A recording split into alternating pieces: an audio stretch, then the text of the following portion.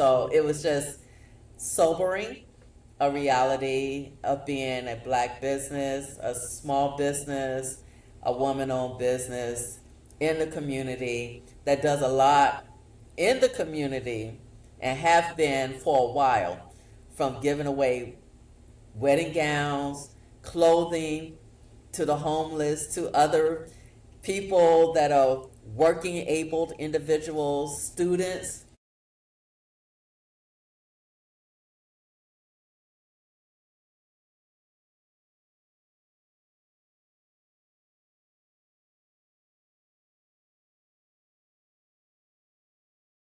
Hey, and welcome here. Today you have Calvin and Bo. We are here to tell you a whole lot about spending, and we're going to talk about Black Friday, Small Business Saturday, Cyber Monday, the whole nine. We are here in the house. How you doing, Bonita?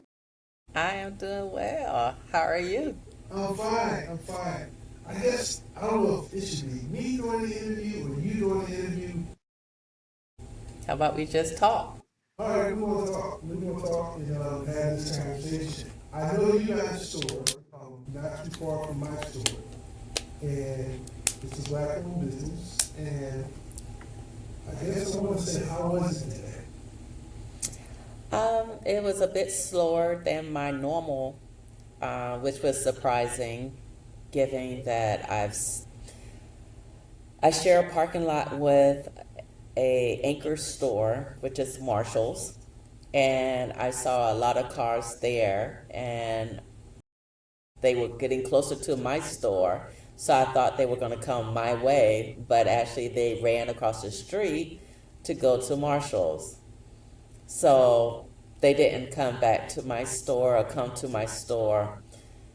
So it was kind of interesting to see a full parking lot for Marshalls, but minimal for my store. You know, I want to dive deeper into this because, when you really sit down and think about it, today is Black Friday here in America. That's a real big day for spending and shopping. It's to kick off the winter or Christmas season. But what's different about this Black Friday is at the beginning of the year, people decided to go on an economic boycott. They were not going to shop with no big owned stores, no big brands. They were going to put that money back into small businesses. And if you were black, there's a very good chance that that business was going to go to black people. Black people were going to spend more money with black owned and minority owned businesses. And here we are today, taking that risk as a black owned business, trying to provide opportunities within the community and trying to be a pillar in the community. The community not show up for me. I own a clothing store here in Wood Road. It's called Closet, and I'm in the community. I shop in the community stores. I go frequent other small businesses when I want to purchase stuff. I support, and I think it's people like me that make the community. But when it comes to the community, supporting other businesses in the community, it's just, we get the bad and the stick out of it. I think small businesses is what make a community a community. Would you like going into a business or a community and all you saw was big stores? What that meant is the only people that are getting their money are those big stores. And many times those big stores aren't getting it back. It's not their kids that play on the baseball team. It's not their kids that are going to the school. Those big stores, they pay pennies towards their workers, and they take the bulk of the money, and they don't get back to the community. I'm part of the Night Watch. I'm part of the community. When I see something, I say something. And I just really feel it's discouraging. What about you, Bo? Yeah, I feel the same way. I was disappointed because the foot traffic was much, much lower than my norm. a non-Black Friday day. Um, so I was a little disappointed there. I opened my doors early where people normally knows that Runway Recycle opens in the afternoon, like at 3 o'clock. So I wanted to step out there on faith and have longer hours and open at 9 o'clock because Marshall's, which is an anchor store where we are, opens normally at 9:30.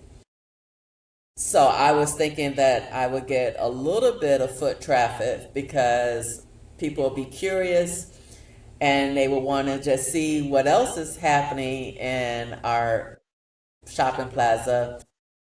But they went a beeline to Marshall's and went directly back to their vehicles with items in hands.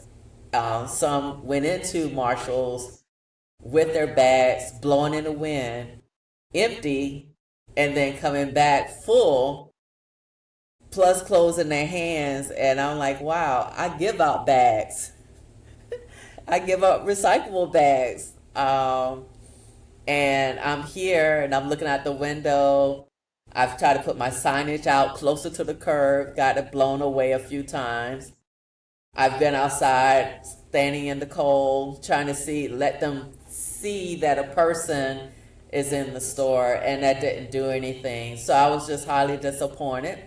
But I must say that we had an event on November 22nd for this very reason, to let the community know that we are here, other small businesses are here.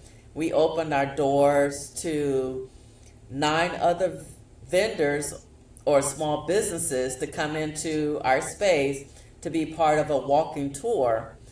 And we had people show up, we had vendors show up, but on Black Friday, there was no shoppers that came from our bazaar, the pop-up that we had just last weekend. So it was just sobering, a reality of being a Black business, a small business, a woman-owned business in the community that does a lot in the community and have been for a while, from giving away wedding gowns, clothing to the homeless, to other people that are working abled individuals, students. And I give from the heart. And it didn't come back from the community to support a small business that's budding in their area. Wow. I know how you made the effort to not use Wawa and use, I think it's called Marathon Gate Bagel. No, it's Manhattan Bagel, I know how. and they're 2 times the price of Wawa. I know how the cleaners, the dry cleaners that's in the community within the blocks in the store. I know how we use the nail salon, which is really close. So you're empowering and helping those businesses make profit. I'm sure they really appreciate you as a customer. And I tip. Yeah. Now, and we also buy pizza from the local pizza shop. But I also want to add this. Having a background in marketing and having a lot of experience in retail marketing and working with numerous different stores, what you consumers don't know is that when you go and buy a TV for Black Friday, there's a whole big trick to this, or anything in Black Friday. Months before Black Friday, they raise the prices of all these items. So in September and October, those prices are really high. And when you actually get them on Black Friday, you're getting a sale in some cases, but it's not a significant sale because the prices were just reduced from what they normally cost. And what I also want to add is that when you're getting something on Black Friday, you're getting a limited supply if it's super reduced. And not only that, are you not getting a limited supply? Manufacturers know to dumb down their the electronics and components in the TVs or whatever computers or whatever you buy. And so maybe instead of them being made out of metal, some parts are made out of plastic in the inside, which sure lowers the cost, but it also lowers the lifespan. And it also, in many cases, they can't be repaired. So if you're buying a TV, 70-inch TV for $117, it might look good on the outside, but it's very bad on the inside. I mean, everything from the box that it comes in to the components to the remote. You know, you might not be getting that $200 remote that comes with the TV. You might just be getting a worthless remote. You know, these are some of the other things to take into consideration when you're making purchases like that. You're not getting good products in the end. They look good visibly, perhaps, but they're not going to last in most cases. You know, I just wanted to point that out to you. So you're not actually getting a sale because you could have stayed home. But to see these big stores have people and customers waking up at 5 o'clock in the morning like they're going to a job that's 3 hours away, and stand in line and deal with chaos when they're Thanksgiving Day when they can be with their families, spend that time that they can't get back to their family, travel miles away to be with them. Just to put hands back, just put money back into the hands of these same companies that's going to put this money back into the hands of these politicians so they can pay them off so they can have their way. And so you won't have any way. So I just want you folks to think about that, because that's what the reality is. And that's what the United States has become, a land of people who forget about everything that happens, you know, every day. Yeah, speaking of which, I know on TikTok and Instagram and other social media platforms, there was a message or a mantra about Blackout Day, meaning no shopping, not putting money into the big boxes, commercial, big anchor stores, and etc. But that was so far from what I saw from my own eyes, looking from my window as a small business. There wasn't a lot of protests of blackouts.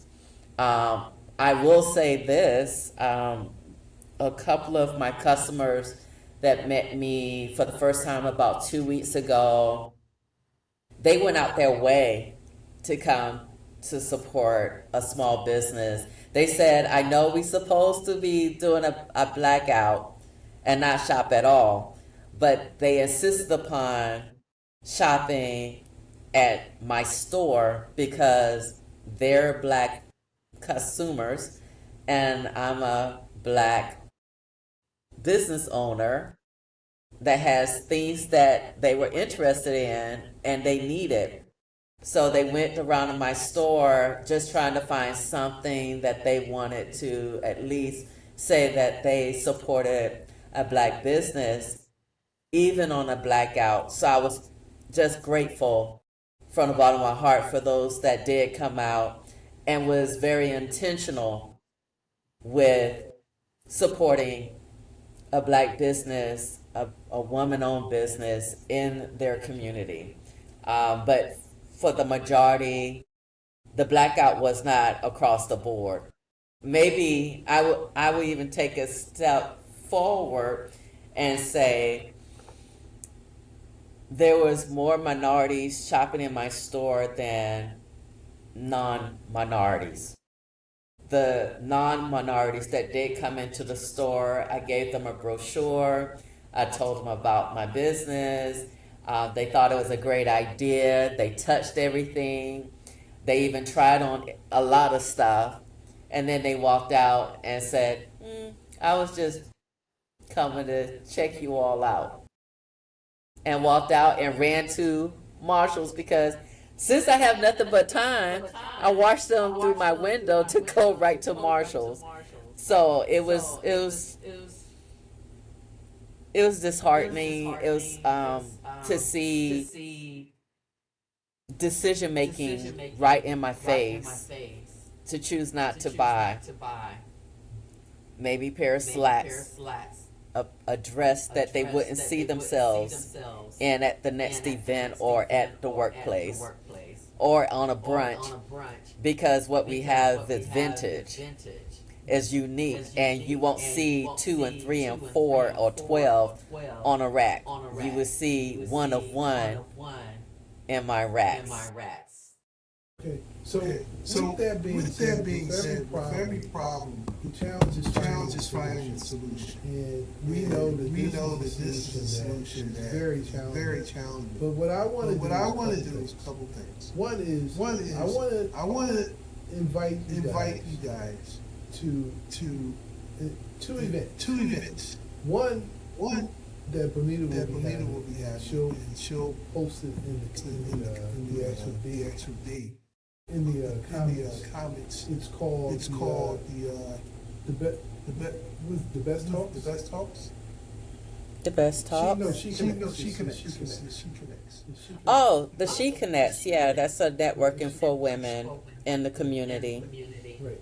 But I like to put a twist on it, and we want to bring everybody who want to support black businesses, all the women that want to support black businesses, to have a think tank, to get together at She Can have a think tank, to figure out what you guys can do to help build a black business ecosystem within the community.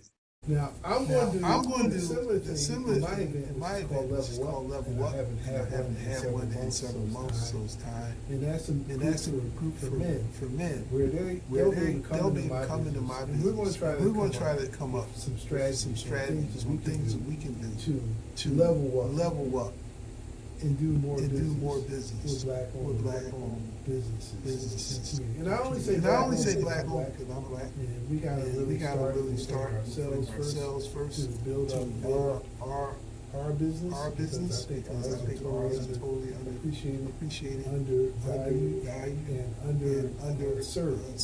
So that's what the reality is. And I think going out, we make a big difference within our community, but at the same time, it's a really challenging feat. Every day they have to get up and not know where our customer is going to come and if we're going to be supported this day or not. Fortunately, we did prepare for this, and we're running the necessary things to challenge this. But we're bringing this to your attention through this podcast or this YouTube or how this is going to play. Bringing this to your attention that folks, we got to really make up and do better. Because if we don't, we're going to be ran by big companies, and this is going to be like North Korea or some foreign country where it's totally controlled by the rich. And unless you want to make changes to that, we need to start doing something. What's your take? Yeah, I just feel like this. You have your favorite stores. You get the best customer service. You know, the person knows your name when you walk in, know what you're looking for, go out their way to bring things into, like, say, the store my nonprofit that I have. And then when you disappear, they were like, what happened to him? What happened to him is the lack of support, the lack of, participating. And not everything has to cost money. Something as simple as referrals, word of mouth, which is referrals. If you're on social media, sharing, liking, commenting, forwarding, those are non-monetary type of gestures that let us know that you really want us to thrive and be here. And most of, let's say, my events at Runway Recycle, we're a nonprofit, and it's been self-funded by me personally because I believe in what this is, and I've been doing this for 4 years without any grants whatsoever, no loans. This is from the goodness of my heart. It's something I believe in. However, you can only pull so much out of me before I pack it up, because I would just assume that the services or what I offer is not needed or wanted or appreciated. And so, like anything else, I'd rather stop the bleeding sometimes and go somewhere else or pivot in a different way. So that's my thought right now is, if you have a favorite store or business or product and it's from a small business, you got to support them in any way possible, and not all the time digging in your pockets. And that is something that I feel that people will, I think people will feel it later, because the commercial companies, the big businesses, the big box name brand stores will be here. You're going to have the high turnover, employment, layoffs, all of that, and it has an impact. It has the traffic of maybe elements that you don't want to come in. So I just think if you support the mom and pop stores, the small businesses that are trying to thrive in your community, I think you will have a better community or a better sense of community, because the people that are putting money into the company, in your community, are the ones that are the small businesses, because we live here, we either pay taxes here, we have our kids going to your schools, and so we're trying to thrive along with the big boxes, and just giving you something else to choose from, another choice. And the choice that you all are making, well, some of you, I won't say all, some of you are choosing the big box. And when those companies, I'm going to be honest with you, those companies, they end up in my store, because I promote sustainability in the fashion and wedding industry and beyond in our community. So, like, for example, if you come into my store, you will see on my floor all the Forever 21 hangers, racks, and some of the other retail structures that I have is from those big boxes that people have spent a lot of money, but I have them in my store because I've acquired them to keep them out of the landfill. The same thing with Express. I have those mannequins wearing those clothes that are coming from those stores that are closing.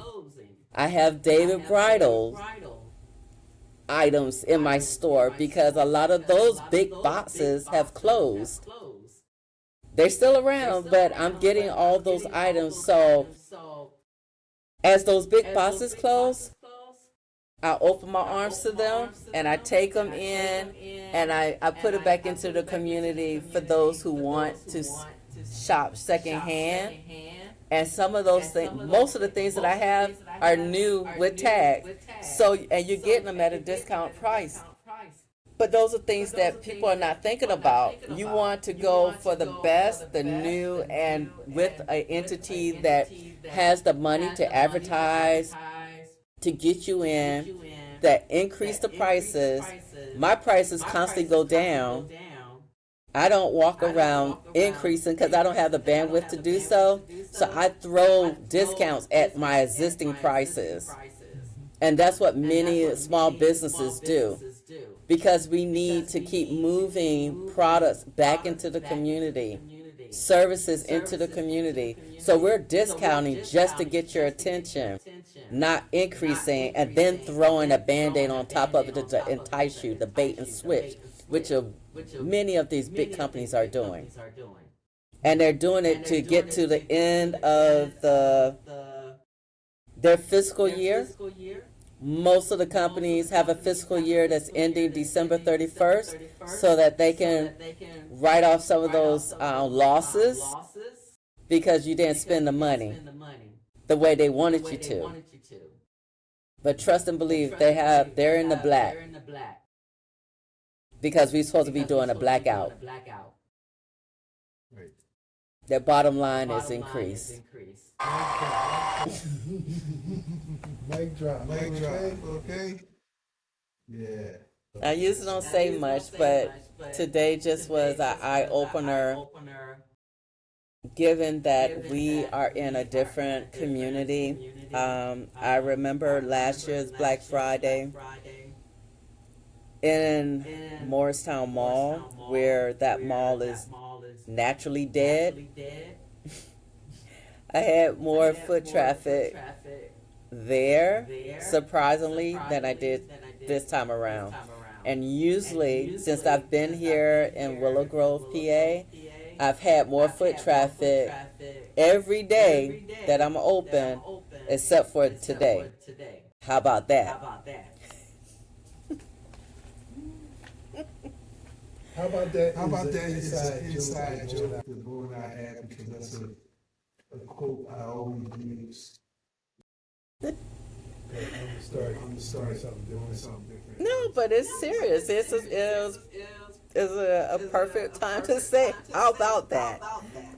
Because Morristown Mall, which is known as the community mall or a Walker's Mall, or is dead, and then you come to a shopping plaza that is thriving, and I have regular foot traffic. I see on an average 30 people, and this time maybe enough to cover these 10 fingers.